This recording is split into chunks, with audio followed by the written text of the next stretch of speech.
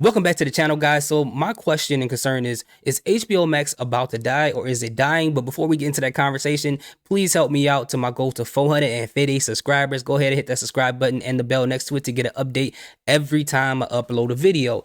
Now, the reason why I asked this question is not to be hyperbolic.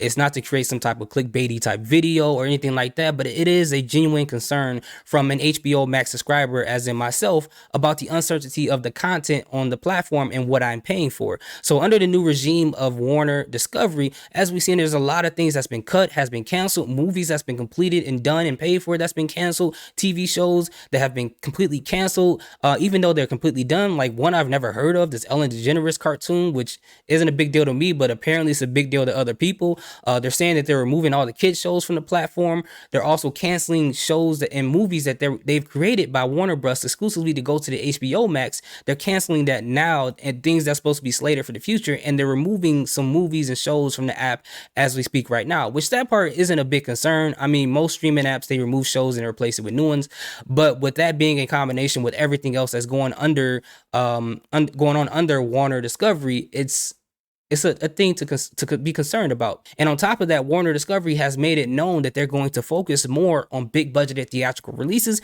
as opposed to creating exclusive movies only for HBO Max. Now, with that being said, for people like myself who subscribe to the app for movies that are exclusively made for HBO Max, it doesn't look or sound too good for us. Because I only signed on for that. I signed on for, I think, Godzilla versus King Kong, and stayed around for Mortal Kombat, for The Matrix, and all these different movies that were supposed to be exclusively for this app. But if you're no longer going to be doing that, if you're going to step away from that, or you're not going to put that much effort into those movies, it defeats the purpose to even pay for those, for the streaming service. And this is in no way of me saying that people should boycott it, no way of form of me saying that people should cancel their subscription. I'm not saying that at all. It's all up to you, to each their own.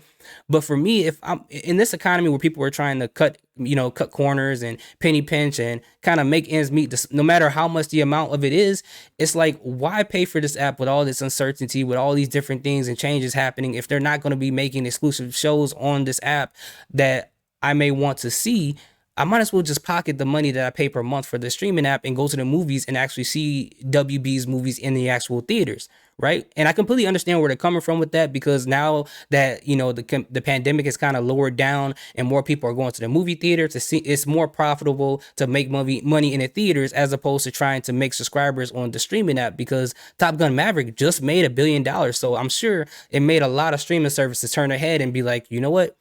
We need to go into that market. We need to put all our focus and money back into that, because we're losing money on the streaming service. I mean, we see what's going on with Netflix. Like, their stock is dipping day by day by day. So a lot of these streaming apps don't want to be in that particular position. But at the same time, it's like, what's the point? I mean, the value of it was to get these exclusive movies. That was the whole value that I felt behind it. And if you know anything about products or anything like that, if the product doesn't have any value, then it isn't worth anything. Then it's pretty much dead at the end of the day. In addition to that, I want to know, how does this budget change, or these things is happening in Discovery, how does that change their budget and their effort towards their exclusive shows like Peacemaker? How does this affect movies like Mortal Kombat 2? How does this affect like The Last of Us? People are concerned that that might even get canceled, which, is all speculation, but you know what? It's a very solid concern to have in this time with all this uncertainty happening. So to me, the way things are going, unless they got something amazing down the pipe, I think this app is on its way to die. Because I see a lot of pissed off subscribers, a lot of pissed off users online, and a lot of people are like, you know what? If you cancel Blue Beetle, if you cancel this is the last straw. And I don't think any movie or any type of show is safe. So I'm going to awkwardly punch this in. As you can see, the light is different, but I know people are going to make the statement saying that the movies that come out in theaters, you're still going to get it on HBO Max. So what's the difference? See, here's my question. If they come out with 40 movies in a year and you're only interested in actually watch 5 of those movies on the HBO Max streaming app, is that worth paying monthly for something that you're not going to use otherwise?